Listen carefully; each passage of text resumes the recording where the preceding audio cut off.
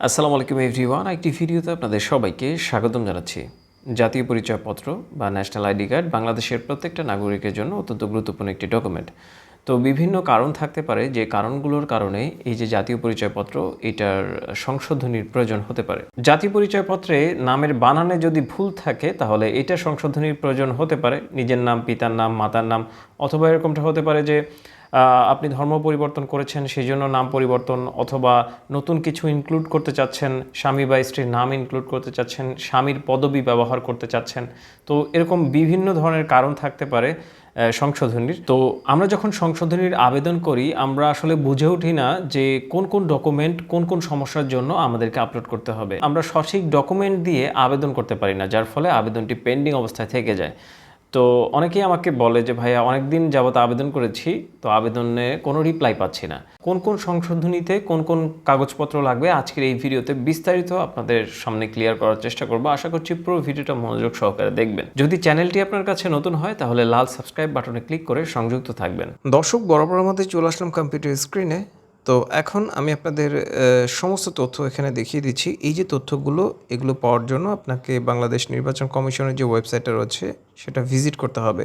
আমি ভিডিও শেষ অংশে এই তথ্যগুলো কোথায় পাবেন, সেটা কীভাবে ডাউনলোড করবেন দেখিয়ে দেব।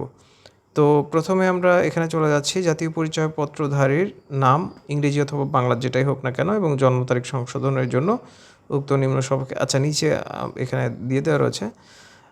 ক নম্বরে শিক্ষাগত যোগ্যতা ন্যূনতম এসএসসি সমমান হইলে এসএসসি সমমান সনদপত্র, মানে এসএসসি অথবা ইন্টারমিডিয়েটের যে কাগজটা রয়েছে, সনদটা রয়েছে, সার্টিফিকেটটা রয়েছে, সেটা আপনার লাগবে। যদি আপনার জাতীয় পরিচয়পত্রে উল্লেখ থাকে যে আপনি এসএসসি অথবা এইচএসসি পাস, তাহলে সংশোধনীর ক্ষেত্রে এটা লাগবে।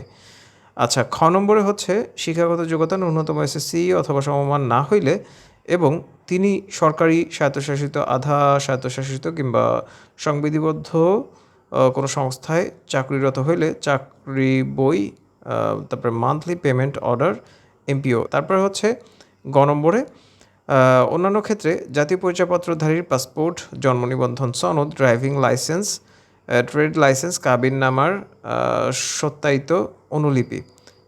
তারপরে হচ্ছে গ নম্বরে নামের আমূল পরিবর্তনের ক্ষেত্রে, মানে পুরাটাই নাম যদি চেঞ্জ করতে চান তাহলে সেই ক্ষেত্রে প্রার্থিত পরিবর্তনের যথার্থতা সম্পর্কে গ্রহণযোগ্য দলিলাদি হচ্ছে এসএসসি সনদ, যদি সে পাশ করে থাকে এসএসসি।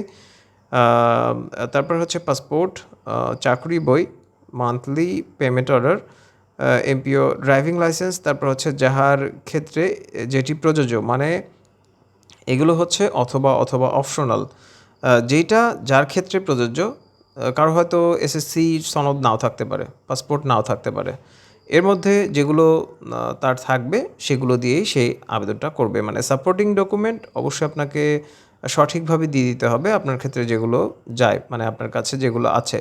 মানে ডকুমেন্ট সাবমিট করার ক্ষেত্রে অথবা আপলোড করে দেওয়ার ক্ষেত্রে কোনো কার্পণ্য করা যাবে না। সাপোর্টিং ডকুমেন্ট যা আছে প্রত্যেকটি আপনাকে আপলোড করে দিতে হবে, যাহার ক্ষেত্রে যেটি প্রযোজ্য। আচ্ছা, ছাড়াও ম্যাজিস্ট্রেট আদালতে সম্পাদিত হলফনামা, মানে এফিডেভিট করতে হবে আপনাকে, এবং জাতীয় দৈনিক পত্রিকায় প্রকাশিত বিজ্ঞপ্তির কপি। আপনি পত্রিকায় বিজ্ঞাপন দেবেন পুরো নাম পরিবর্তনের ক্ষেত্রে, মাটা হচ্ছে আপনাকে পত্রিকায় বিজ্ঞাপন দিতে হবে এবং সেটার যে কপিটা সেইটা আপনাকে সাবমিট করে দিতে হবে। পত্রিকায় কিভাবে বিজ্ঞাপন দিতে হবে, আপনি নিজে ঘরে বসে কিভাবে দেবেন, এটার উপর ভিডিও রয়েছে, ডেসক্রিপশন বক্সে থাকবে, সেখান থেকে দেখে নেবেন আপনি। আচ্ছা, তারপর হচ্ছে ধর্ম পরিবর্তনের কারণে নাম পরিবর্তনের ক্ষেত্রে ম্যাজিস্ট্রেট আদালতে সম্পাদিত হলফনামা এফিডেভিট করতে হবে আপনাকে। তারপর হচ্ছে জাতীয় দৈনিক পত্রিকায় প্রকাশিত বিজ্ঞাপন দিতে হবে, সেটার কপিটা আপনাকে সংগ্রহ করতে হবে এবং আবেদনের যথার্থতা সম্পর্কে গ্রহণযোগ্য দলিলাদি, শিক্ষাগত যোগ্যতার সনদপত্র, পাসপোর্ট, ড্রাইভিং লাইসেন্স, জন্ম নিবন্ধন সনদ ইত্যাদির যাহার ক্ষেত্রে যেটি প্রযোজ্য, মানে আপনার যেগুলো থাকবে সেগুলো অবশ্যই আপনাকে নিতে হবে। তার আগে ধর্ম পরিবর্তনের কারণে যদি আপনার নাম পরিবর্তন করেন তাহলে আপনাকে এই যে হলফনামা এফিডেভিট করবেন সেটা লাগবে, এবং আপনার যে পত্রিকার যে কাটিংটা, মানে যে কপিটা, সেটা লাগবে। এইটা হচ্ছে নাম পরিবর্তনের ক্ষেত্রে। আচ্ছা, আমরা নেক্সটে চলে যাব। বিবাহ বা বিবাহ বিচ্ছেদ বা অন্য কোনো কারণে কোনো মহিলা তার নামের সহিত স্বামীর টাইটেল যদি ব্যবহার করতে চান, বিবাহ বিচ্ছেদের কারণে যদি স্বামীর নাম বাদ দিতে চান, অথবা বিবাহের কারণে স্বামীর নাম ইনক্লুড করতে চান, মানে আপনার অভিভাবক হিসাবে, বা টাইটেল ব্যবহার করতে চান, সেই ক্ষেত্রে আপনাকে এই যে যার ক্ষেত্রে যেটা যায় সেটা আপনাকে দিয়ে দিতে হবে। কিন্তু এখানে একটি বিষয় অবশ্যই আপনাকে হলফনামা যে বিষয়টা, এটা মানে এফিডেভিটের যে বিষয়টা, এটা কিন্তু আপনাকে দিতে হবে। এই যে এখানে রয়েছে কিন্তু। আচ্ছা, বিবাহ বিচ্ছেদ এখানেও এটাও রয়েছে। আর তালাকনামা দিতে হবে, মৃত্যু সনদ ম্যাজিস্ট্রেট আদালতে, আচ্ছা এটা তো বললামই। কাবিননামা দিতে হবে ইনক্লুড করার জন্য। আচ্ছা, এক্ষেত্রে দায়িত্বপ্রাপ্ত কর্মকর্তা প্রয়োজনে সরেজমিন তদন্ত করিতে পারিবেন। মানে এটা আপনাকে কিন্তু ভেরিফাই করা হবে, মানে যে দায়িত্বপ্রাপ্ত যে কর্মকর্তা সে আপনাকে ভেরিফাই করতে পারে।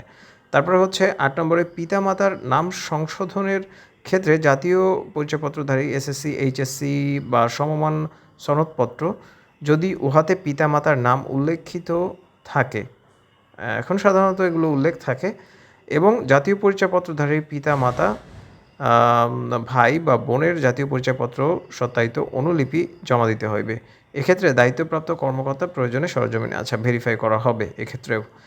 তারপর হচ্ছে পিতামাতার নামের ক্ষেত্রে মৃত অভিব্যক্তিটি সংযোজন, মানে আপনার পিতামাতা যদি মারা যায় সেক্ষেত্রে সেটা যদি আপনি সংযুক্ত করতে চান বা বিয়োজন যদি ভুলক্রমে চলে আসে, মৃত কথাটা চলে আসে, তাহলে সেক্ষেত্রে যদি বাদ দিতে চান তাহলে প্রযোজ্য ক্ষেত্রে পিতামাতার মৃত্যু সনদের সত্যায়িত অনুলিপি বা তাহাদের জাতীয় পরিচয়পত্রের সত্যায়িত অনুলিপি বা জীবিত থাকিবার সমর্থনে সংশ্লিষ্ট এলাকার ইউপি চেয়ারম্যান, পৌর মেয়র, কাউন্সিলরের প্রত্যয়নপত্র জমা দিতে হবে। মানে একটা প্রত্যয়নপত্র লাগবে যদি জীবিত থাকে, আর মৃত হলে এই যে মৃত্যু সনদ।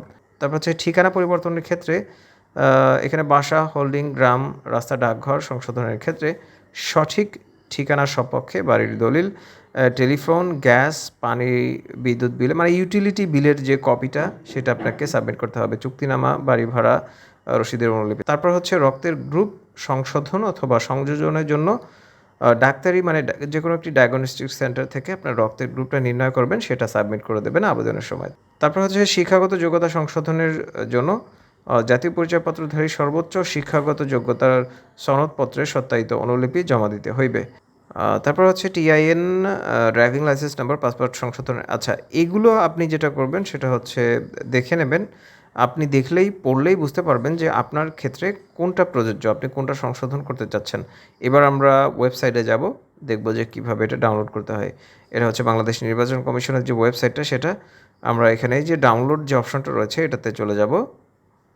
এটাতে যাওয়ার পর এখানে তথ্য সংশোধনের জন্য আবেদন ফর্ম, আমরা এটাতে ক্লিক করব। এটাতে ক্লিক করার পর আপনি অফলাইনে তথ্য সংশোধন করতে পারেন। এটার জন্য আপনাকে অনলাইনে কোনো আবেদন করতে হবে না। আপনি যদি সঠিক তথ্য দিয়ে এটা করতে পারেন, এটা পারবেন। এটাকে প্রিন্ট করতে হবে। প্রিন্ট করে আপনি আপনার যে প্রয়োজনীয় তথ্যাদি সেগুলো সঠিকভাবে পূরণ করে আপনি নির্বাচন কমিশনের যে অফিস রয়েছে আপনার এলাকার, সেখানে আপনি যদি সাবমিট করেন তাহলে কিন্তু সংশোধন করতে পারবেন।